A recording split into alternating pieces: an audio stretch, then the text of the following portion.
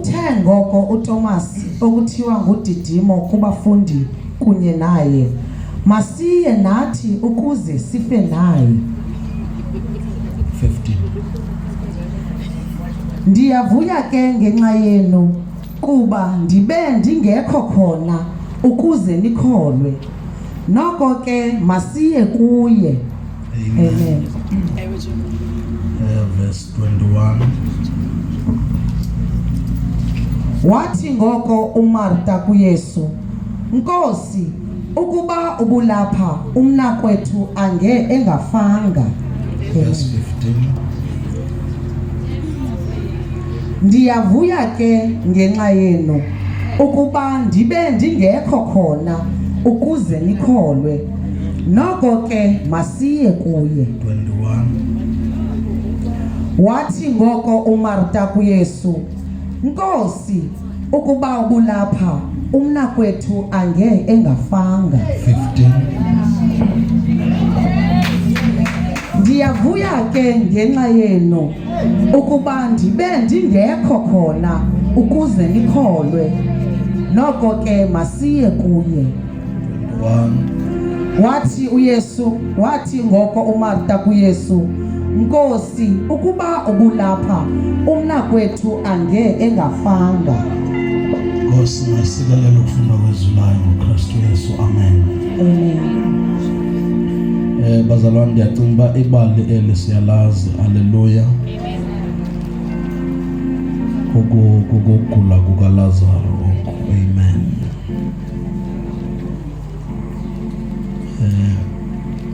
uYesu kufika umyalezo ukuthi kugula uLazaro. Amen. And lo myalezo ufika uYesu ephakathi kwabantu abagulayo, eshumayela ethandazela abantu abagulayo. And then kufika lo myalezo uba kukhona omnye umuntu ogulayo. Amen. And then babona uba mabamcacisele ukuthi ngubani ogulayo so that azawuyeka aba bokudlala abagulayo,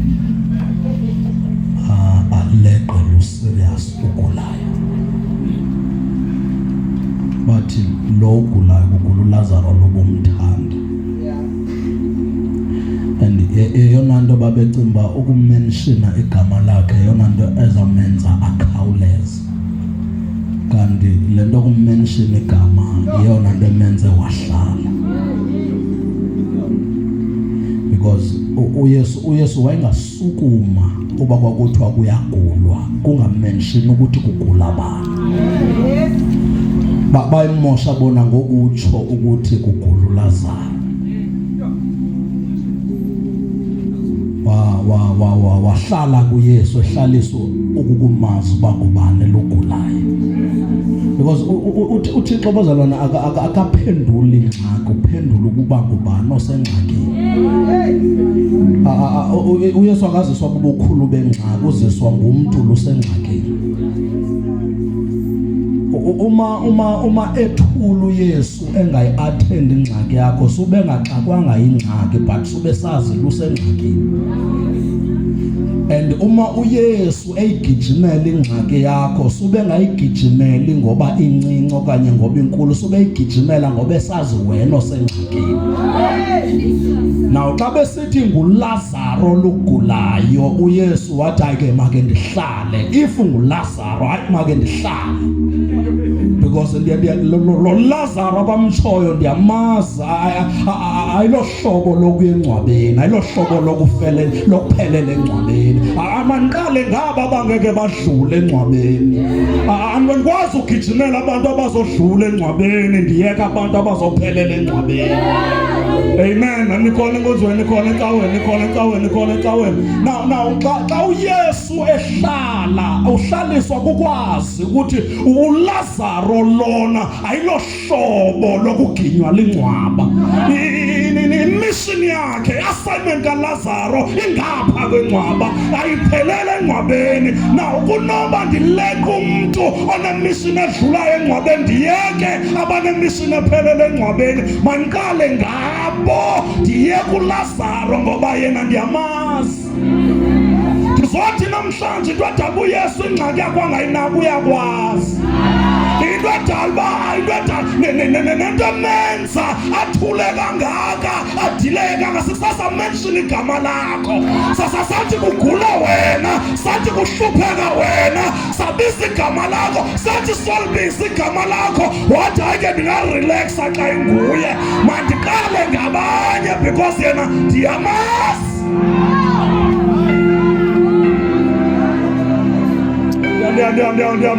Ndiyamazi.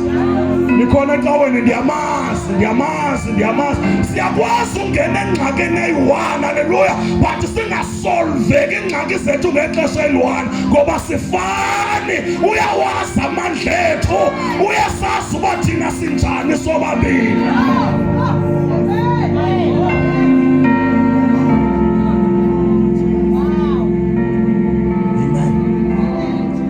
Kufana noba ungabeka iqanda apha, ubeka ibhola apha encinci, ziphushwe ziyowa ngexeshanye, zisuka apha ziye endaweni eyi-1 ezantsi, but awungeke utsibela ibhola uyeka iqanda.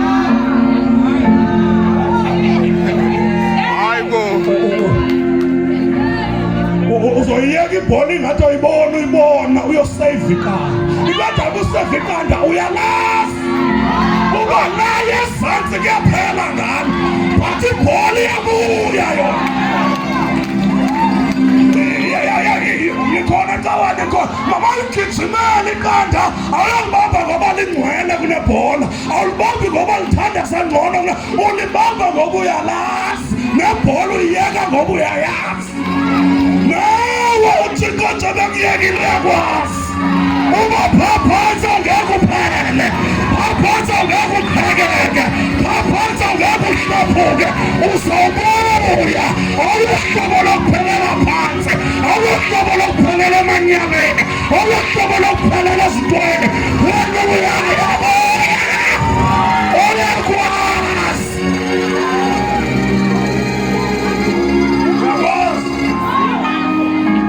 Uyakwazi sukhalala amaqanda wanaka kuqala, uyakwazi.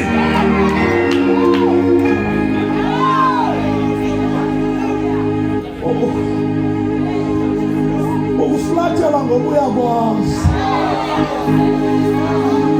ugqibela ngawe ngoba uyakwazi, ukuyeka ngoba uyakwazi.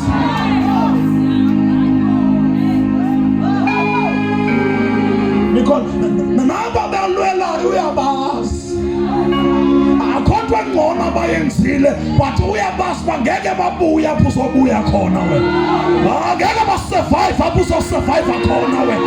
Akho nto erongo oyenzile, indlela akudale ngayo uyayazi ukuthi Nkosi yam, haleluya, le meko kuyo awungeke uphelele kuyo, usazawubuya. Ndithi usazawubuya. Into endenza ndibe shoba usazawubuya, ndibona indlela akuyeke ngayo uye phantsi. Ebengeke akuyeke kade awubuyi, ebengeke akuyeke kade uzofela phantsi. Into ntoba vula, uyakwazi.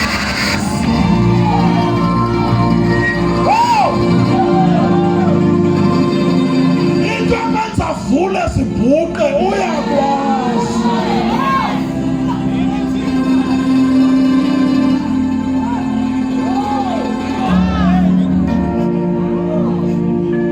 uThixo bezalwane akantantazeliswa kukwehla kwakho, untantazeliswa kukukwazi.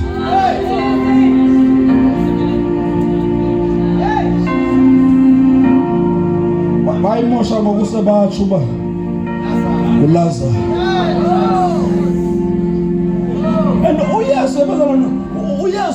uYesu wayengayigijimela le nto bekuthiwa uLazaro uyagulela, kwase kwathiwa kugula uLazaro.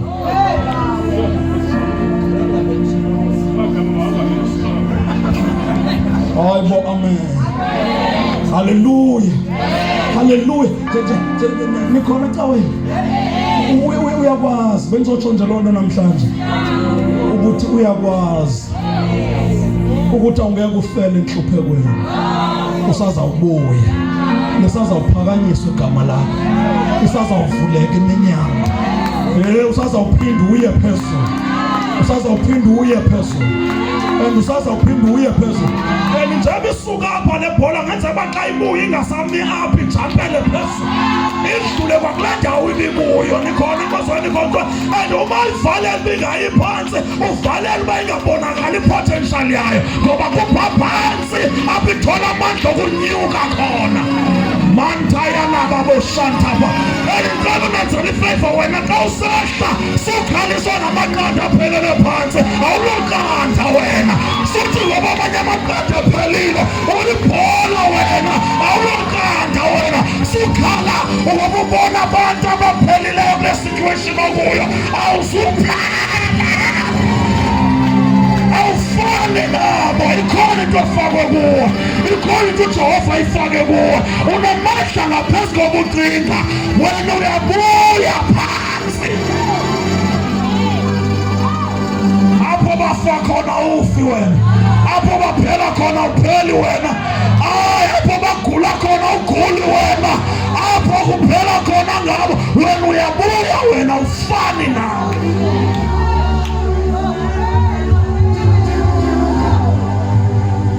mthembe uyakwazi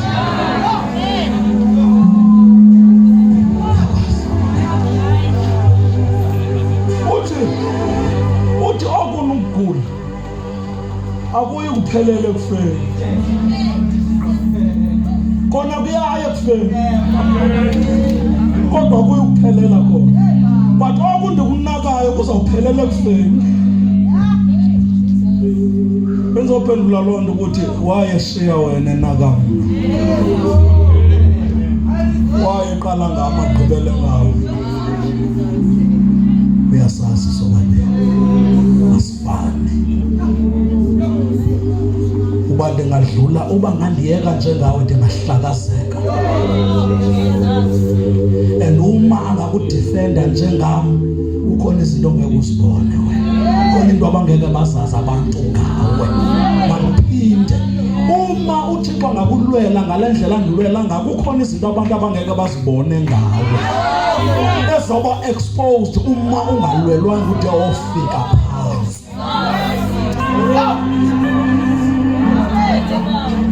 khona abantu abacimbula iqanda wena kukhona abantu abathi ushumayela nje ngoba ukadlula ezintweni khona abantu abacimbula iqanda uJehova kulonyaka bezobonisa ubona uba nomuntu akayiyo lento becimba yiyo nomuntu usazamdumisa nasenhluphekweni nomuntu usazawubuya nomuntu usazamuphakamisa nikhona konzweni khona ecaweni ukhona abantu uJehova befuna ubabonisa into ayifake kuwe ngaphakathi endaba ngeke bayibone kwi-night prayers mele bayibone ezingxakini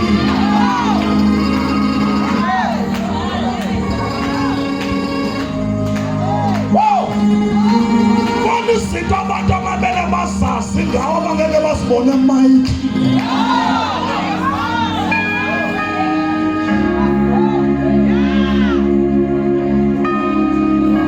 uhlobo labantu amele likulandele hayi ngenxa yemike ngenxa yezinto odlule kuzo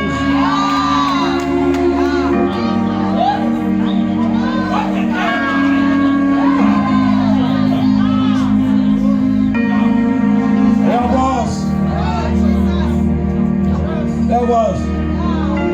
mamala ndikuxelela uLazaro mhlambi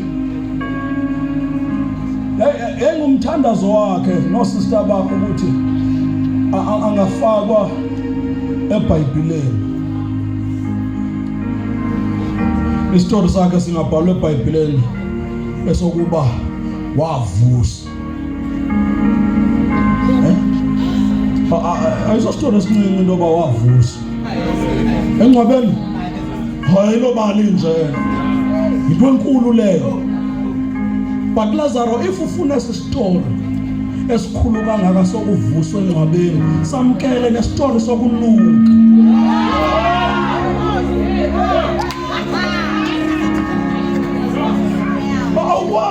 uyahlukanisa isitori sovuso nesokunuka. Uvumela ukunuka xa ufuna uvuso. Awukwazi usilela uvuso kodwa uyakurejecta ukunuka. Awukwazi uthandazela ugcobo lokuvukwa awukodwa ulwenikona. Le chapter yokuvuswa engcwabeni before yona kwi-chapter yokunuka. Mantaya mikapha sondaya lababuka. Nikhona enkaweni yamkela ukunuka, yamkela ivumba lakho livakale ebantwini bonke ngapha kwela vumba. Before le chapter ifunayo kuze chapter ongasifuni. Ngapha kwela chapter ongayifuni kugcwele oyifunayo. Yamkela ungayithandi chapter yempilo yakho ngoba emva kwayo kukhona obuyithandazela, kukhona obuyikhalela, kukhona ukudala uyifuna, but awukwazi uvuswa unganukanga ngawo. Nuka.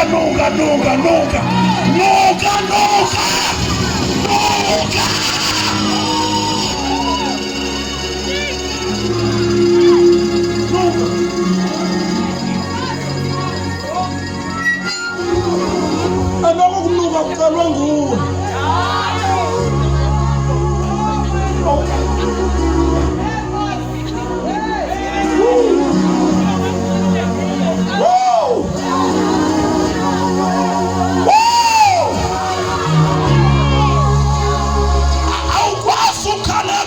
Sizofesa amanxeba ethu kuwe kanti usafihla wakho ukuze sizofesa wethu kuwe. uJehova uzo-expose wakho lawo fihla ezofela, lawo ufuna ngabonakala azofela, kanti apho kuyo wakhona kuba masizokuthemba ngawethu.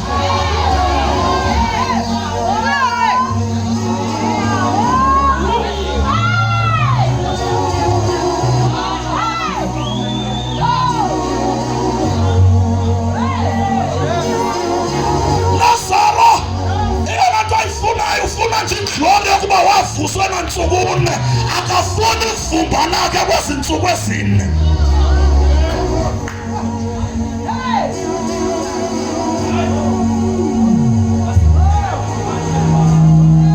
Ngizotsho nje loo nto namhlanje. Uyakwazi ukwazi songazazi akwazi aphikisane nale nto ayithethayo ngayo athi mna ndikwazi unjalo, uthi wena uyaphela athi yena hayi wena, uthi wena kuphelile ngempilo yakho uthi athi yena hayi wena. Owuqalile umsebenzi empilweni yakho ozawufezwa. Ayiqalwanga ndim le nto, ayizufezwa ndim. Iproblem yakho ufuna ukufeza into engakhange iqalwe nguwe. Eqalwe nguye yeke izawufezwa nguye. So uprotecta kangaka lo msebenzi ubuqalwe nguwe.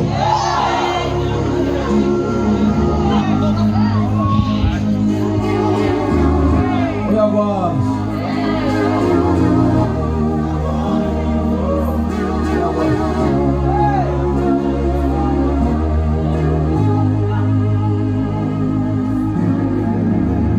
Bathi aba ubukhona engafanga yena ngapha uthi ndiyavuya uba ngakhange ndibekho.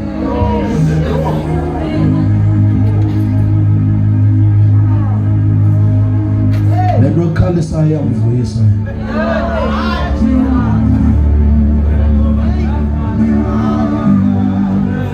Le nto ekhalisayo iyamvuyisa.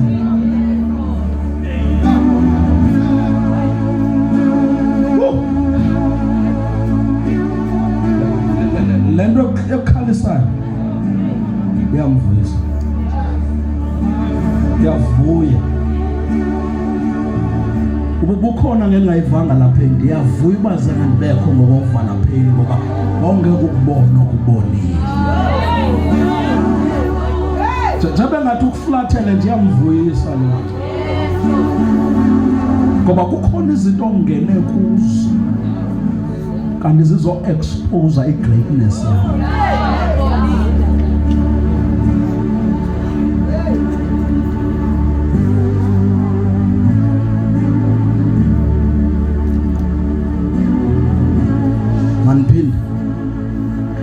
Sengase bangangalimention igama lawo. Bayibhuda ngalento kokulibiza igama lawo. Bathi bangalimention izulu line ngenyanga. Lithi hayi lowo. Lowo siyamazi. Jaba limangenya wathi balisonqanda lizawuyeka ngoba liyakwazi limangenya wezulu kunqandwe ingelosi kodwa sanomnaka lo myekeni lo ungena thakena ayophumela ngale lo ungena sintwana ayophumela ngale lo nikhona endaweni lo izinto zimbulali siyaphakamisa lo singamvale bangena ezintweni sobe siyambulala ukuzabe namandla ungena ezintweni miyaka izulu liyakwazi andi liyakwazi uzophumela ngale noba amakhelwane bengazi uzophuma njani izulu lona liyakwazi uyaziwa man.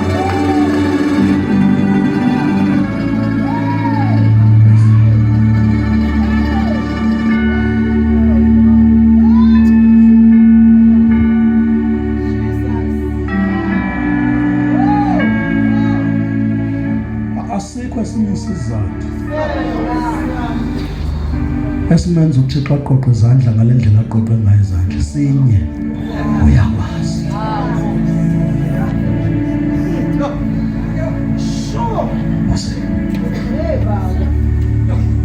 uyamsukela nje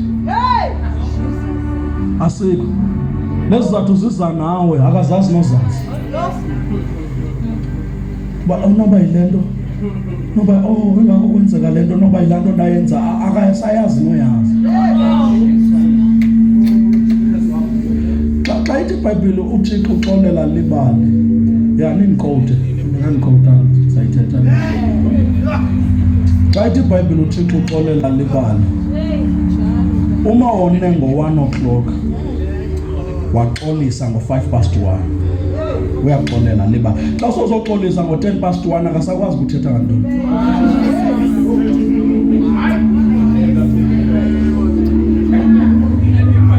akasakwandastand ngoba uthetha ngantoni because uxolela liba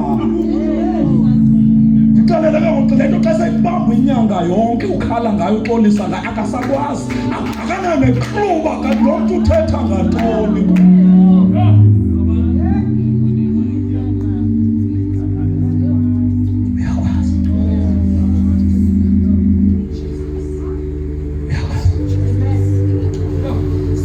lomtshato ukufake ngoba uyakwazi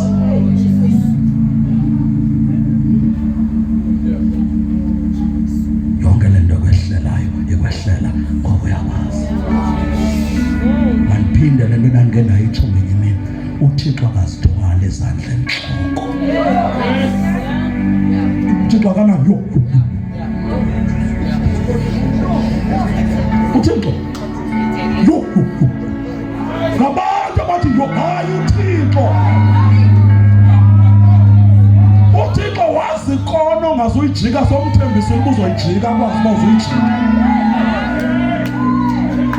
sokwambathisiwe bathi kozayijika nakozayijika nkosazayijika akwazi uba uzuyijika xa ungayijika kaphuxele ukwaze usaya awunamandla ukuyijika yakuyeka nje uphambathise yakuyeka uthembise uyakwazi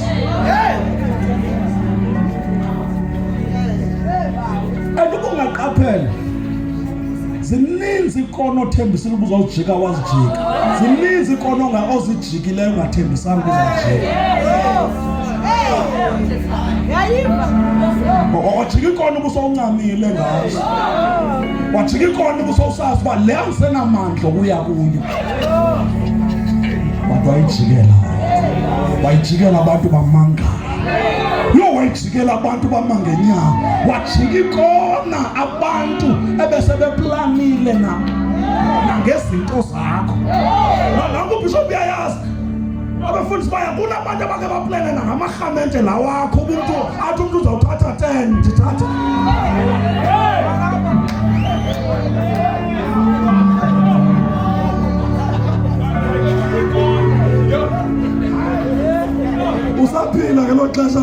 uqala unebandla lakho waligqiba sebesazi ube-3 phambi leadership abangaka yeyi usuyijika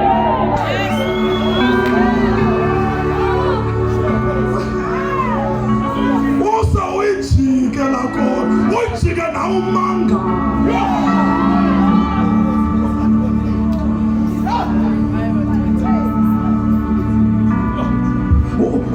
uyijike mama sebewazi umtshato wakho uyaphela sebesabelana ngento zakho apha emtshatweni uba xa iphuma ndiyangena xa iphuma into ethile ndiyayithatha xa iphuma into uvele uyijike lakho haleluya haleluya haleluya uyijike sebekuhlabile emsebenzini sebengcolisile igama lakho uyijike sebephethe evidence they love the evidence bangeke uyijike ngoba yeyi nguThixo kwaziyo nguThixo kwaziyo nguJehova kwaziyo nguThixo onikeza amandla nguThixo wasikhona nguThixo waziwela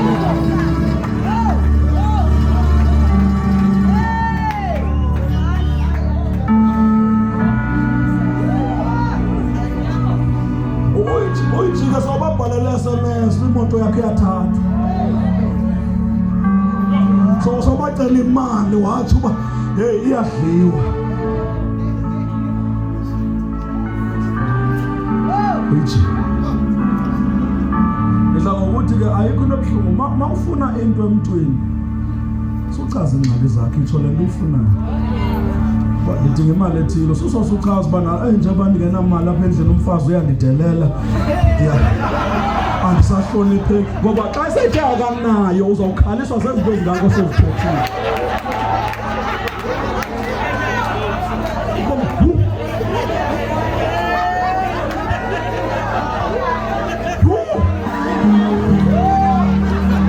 awusakhaliswa ingxaki yemali ucinga ifayili leyo uyishiye phaa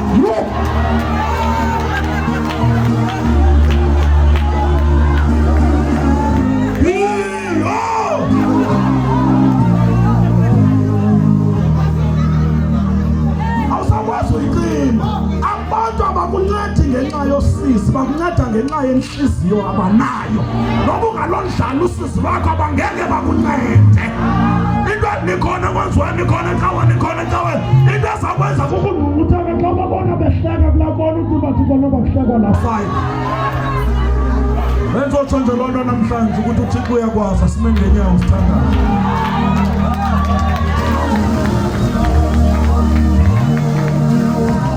yonke lento imenzi ngathana kunako uyakwazi bangeke ukuthi umthuke ngoba engakunaki makaqale ngabazomthuka xa ingabanaki uyakwazi ba ungeke wanguthwala isandla entloko ungamfuni ngenxa yezinto eziphelileyo empilweni yakho makaqale ngaba bawiki ngamaqanda lufuna ufana nawo ngamaqanda lufuna kuqhwithe njengawo njengoba ukhala juthi uJehova ingase angakwenza ufane noba ngamaqanda indoda bababambe bangophuka phansi wathi indoda bangambambi wena uyakwazi uzawubuya phansi ungamphoqi uJehova ngoba eyona nto esakukhalisa zizinto ozithethe endleleni eyaphansi ungasazi uzawubuya ungamu-enjoyi ukubuya ngoba somthukile endleleni eyaphansi